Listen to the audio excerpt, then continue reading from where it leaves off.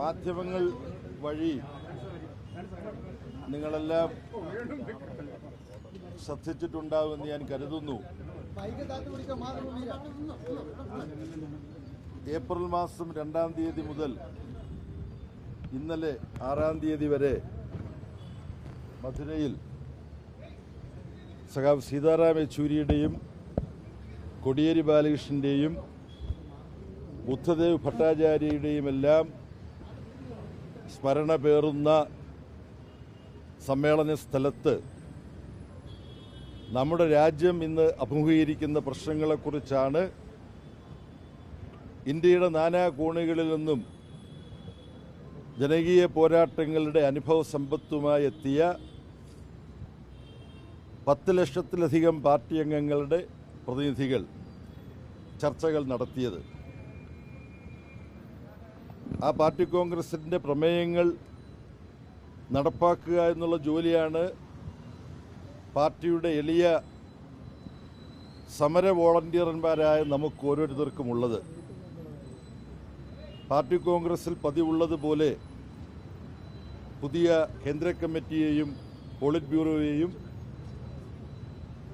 ബ്യൂറോയുടെയും കേന്ദ്ര കമ്മിറ്റിയുടെയും പ്രവർത്തനങ്ങൾ ഏകോപിപ്പിക്കാനുള്ള ജനറൽ സെക്രട്ടറിയും തെരഞ്ഞെടുക്കുകയുണ്ടായി.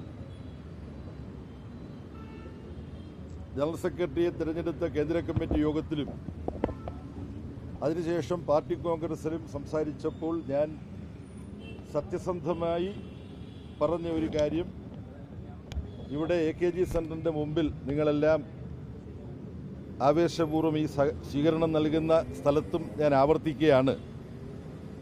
പാർട്ടി ജനറൽ സെക്രട്ടറിയുടെ ചുമതല ഏറ്റെടുക്കാൻ പ്രാപ്തരായ മറ്റൊട്ടനവധി സഖാക്കൾ നമ്മുടെ പാർട്ടിയിൽ ഇപ്പോൾ ഉണ്ട്. എന്നാൽ അവർ ചേർന്ന് എന്നിൽ ഇങ്ങനെ ഒരു ചുമതല ഏൽപ്പിച്ചപ്പോൾ പാർട്ടി പറയുന്നത് അനുസരിക്കുന്ന ഒരാളെന്നുള്ള നിലയിൽ അത് അംഗീകരിക്കുക മാത്രമാണ് ചെയ്തത്. ഇതൊരു ഭംഗിവാക്കായിട്ടല്ല ഞാൻ പറയുന്നത് എന്ന് ജനറൽ സെക്രട്ടറിയെ തിരഞ്ഞെടുത്ത കേന്ദ്ര കമ്മിറ്റിയിലും അവിടെ പ്രതിനിധികളായിരുന്ന ഈ സഖാക്കളും കേട്ട കാര്യമാണ്. അതെൻ്റെ ആത്മാർത്ഥമായ അഭിപ്രായമാണ്. അതുകൊണ്ട് ഇവിടെ ഈ നൽകപ്പെട്ട ആവേശകരമായ സ്വീകരണം വ്യക്തിപരമായി എനിക്കുള്ളതല്ല. നമ്മളെല്ലാം ഉൾപ്പെടുന്ന പാർട്ടിയെ ഈ നാട്ടിലെ ജനങ്ങളും സഖാക്കളും എത്രമാത്രം സ്നേഹിക്കുന്നു എന്നതിൻ്റെ ഉദാഹരണമാണ് ഇവിടെ ഇപ്പോൾ ആവിഷ്കരിക്കപ്പെട്ട ഈ വികാരപ്രകടനം എന്നാണ് ഞാൻ മനസ്സിലാക്കുന്നത്. പാർട്ടി കോൺഗ്രസ് എടുത്ത തീരുമാനം, അതിലൊന്ന് പാർട്ടി കോൺഗ്രസ് അംഗീകരിച്ച രാഷ്ട്രീയ പ്രമേയം ചൂണ്ടിക്കാണിക്കുന്നത് നവഫാസിസ്റ്റ് പ്രവണതകൾ കേന്ദ്രത്തിലെ നരേന്ദ്രമോദി ഗവൺമെൻറ് അധികം പ്രകടിപ്പിച്ചുകൊണ്ടിരിക്കുന്നു എന്നാണ്. പാർട്ടി കോൺഗ്രസ് നടക്കുന്ന കാലത്ത് ഒരു സിനിമയ്ക്ക് നേരെ നടത്തിയ ഏറ്റവും ഹീനമായ കടന്നാക്രമണം, ആ സിനിമ രാഷ്ട്രീയമായ വലിയ ആശയങ്ങൾ എന്തെങ്കിലും പ്രകടിപ്പിക്കുന്ന ഒരു സിനിമയൊന്നുമല്ല. ജനങ്ങളെ വലിയ തോതിൽ ആകർഷിച്ച, ബോക്സ് ഓഫീസിൽ വൻ വിജയമായി മാറിയ, മലയാളത്തിൻ്റെ അഭിമാന താരങ്ങളും ഒക്കെ പങ്കെടുത്തിട്ടുള്ള ഒരു സിനിമയിൽ ഗുജറാത്തിൽ നടന്ന അതിഹീനമായ വർഗീയ തേർവാഴ്ചയെക്കുറിച്ചും കൂട്ടക്കുരുതിയെക്കുറിച്ചുമെല്ലാം ഒരു കഥാപാത്രത്തിൻ്റെ ഒരു സംഭാഷണമുണ്ടെന്നാണ് നമുക്കെല്ലാം മനസ്സിലായത്. അതിൻ്റെ പേരിൽ എന്തു വലിയ തുടർ ആക്രമണ പരമ്പരകളാണ് എൻഫോഴ്സ്മെൻറ്റ് ഡയറക്ടർമാരുടെ അന്വേഷണ സംഘത്തെ എമ്പുരാൻ സിനിമയുമായി ഏതെങ്കിലുമൊക്കെ തരത്തിൽ ബന്ധപ്പെട്ടവർക്കെല്ലാം നേരെ കെട്ടഴിച്ചു വിട്ടുകൊണ്ട് നരേന്ദ്രമോദി ഗവൺമെൻറ് നിർവഹിച്ചുകൊണ്ടിരിക്കുന്നത്. അതിൽ നഗ്നമായ നിയമലംഘനമുണ്ട്. എന്താണ് ആ നിയമലംഘനം? RSSൻ്റെ പ്രതിനിധികളെ കുത്തി നിറച്ചിട്ടുള്ള സെൻസർ ബോർഡ് അനുമതി കൊടുത്ത സിനിമയാണ് പ്രദർശിപ്പിച്ചത്. അല്ലാതെ ഒളിച്ചു കിടത്തിയിട്ട് തിയേറ്ററിൽ ഈ സിനിമ കൊണ്ടുവന്ന് കാണിക്കുകയായിരുന്നില്ല. അപ്പോൾ അതിൻ്റെ വിശദാംശത്തിലേക്ക് ഈ സമയത്ത് ഞാൻ പോകേണ്ടതില്ല. അപ്പോൾ നമ്മുടെ ഇന്ത്യ രാജ്യം വലിയ വെല്ലുവിളികളെ നേരിടുകയാണ്. ഇതിനെ അഭിമുഖീകരിക്കാൻ വളരെ വ്യക്തമായ കാഴ്ചപ്പാടോടുകൂടി പ്രവർത്തിക്കുന്ന പാർട്ടിയാണ് CPIM. പാർട്ടി കോൺഗ്രസ് അംഗീകരിച്ച മറ്റേ ഒരു പ്രധാനപ്പെട്ട പ്രമേയത്തെക്കുറിച്ചുകൂടി പറഞ്ഞിട്ട് എൻ്റെ ഈ പ്രതികരണങ്ങൾ ഞാൻ അവസാനിപ്പിക്കുകയാണ്. കാര്യം നിങ്ങളിവിടെ ഇങ്ങനെ വന്നപ്പം ഈ സമയം മുതലെടുത്തിട്ട് ഞാൻ അനാവശ്യമായ ഒരുപാട് കാര്യം സംസാരിക്കാൻ പാടില്ലെന്ന് എനിക്കും അറിയാം.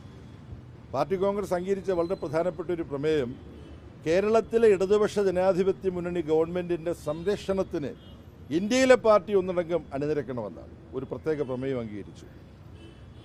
പാർട്ടി കോൺഗ്രസ് അംഗീകരിച്ച പ്രധാനപ്പെട്ട രാഷ്ട്രീയ പ്രമേയത്തിലും കേരളത്തിലെ ഇടതുപക്ഷ ജനാധിപത്യ മുന്നണിയുടെ സംരക്ഷണത്തെക്കുറിച്ച് പറയുന്നുണ്ട്. കേന്ദ്ര ഗവൺമെൻറ് കേരളത്തിന് അവകാശപ്പെട്ട പണം തരാതെ സാമ്പത്തികമായി സംസ്ഥാന ഗവൺമെൻറ്റിനെ കഴുത്തു ഞെരിച്ച് കൊല്ലാൻ ശ്രമിച്ചുകൊണ്ടിരിക്കുകയാണ്. അതിനെ അതിജീവിച്ചുകൊണ്ടാണ് അഭിമാനകരമായ ബദൽ നയങ്ങൾ നടപ്പാക്കി കേന്ദ്ര വിലയിരുത്തൽ സംവിധാനങ്ങളുടെ തന്നെ ദൃഷ്ടിയിൽ ഇന്ത്യയിൽ മറ്റൊരു സംസ്ഥാനത്തിനും കൈവരിക്കാൻ കഴിയാത്ത നേട്ടങ്ങൾ വ്യത്യസ്ത സൂചികകളിൽ കേരളം കൈവരിച്ചുകൊണ്ടിരിക്കുന്നത്. ആ ഗവൺമെൻറ്റിൻ്റെ ഒരു തുടർഭരണം അടുത്ത വർഷം നടക്കാൻ പോകുന്ന കേരളത്തിലെ നിയമസഭാ തെരഞ്ഞെടുപ്പിൽ നമുക്ക് കൈവരിക്കാൻ കഴിയണം. കേരളത്തിലെ ജനങ്ങൾക്ക് അതിൽ നമുക്ക് നമ്മുടെ മുഴുവൻ ശക്തിയും കേന്ദ്രീകരിക്കാൻ സാധിക്കണം. അതിൻ്റെ മുന്നോടിയായിട്ടാണ് ഈ വർഷം തദ്ദേശ സ്വയംഭരണ സ്ഥാപനങ്ങളിലേക്കുള്ള തെരഞ്ഞെടുപ്പ് നടക്കാൻ പോകുന്നത്. അപ്പോൾ ഈ പോരാട്ട ഭൂമിയിലേക്കാണ് നമ്മളെല്ലാം ഇവിടെ കാണിച്ച ആവേശത്തിൻ്റെ 10 മടങ്ങ് ആവേശത്തോടുകൂടി നമ്മുടെ മുഴുവൻ കരുത്തും ഊർജവും എടുത്ത് വിനിയോഗിക്കേണ്ടത്. അതിന് ശക്തി പകരാൻ 24ാം പാർട്ടി കോൺഗ്രസിൻ്റെ ചർച്ചകളും തീരുമാനങ്ങളും സഹായിച്ചിട്ടുണ്ട്. ഇവിടെ കാത്തുനിന്ന് പാർട്ടിയുടെ എളിയ ഒരു പ്രവർത്തകൻ എന്നുള്ള നിലയിൽ പുതിയ ജനറൽ സെക്രട്ടറിയെ സ്വീകരിക്കാൻ നിങ്ങൾ കാണിച്ച ഉത്സാഹത്തിന് നന്ദി പറയുമ്പോൾ തന്നെ നിങ്ങളുടെ ഉത്സാഹം പാർട്ടിയുടെ ഭാവിയിലുള്ള പ്രതീക്ഷയാണ്. അതിന് ദുർഘടമായ പാതകളിലൂടെ നമുക്ക് ഒരുമിച്ച് കൈകോർത്ത് മുന്നോട്ട് പോകാം. എല്ലാ സഖാക്കൾക്കും അഭിവാദ്യങ്ങൾ.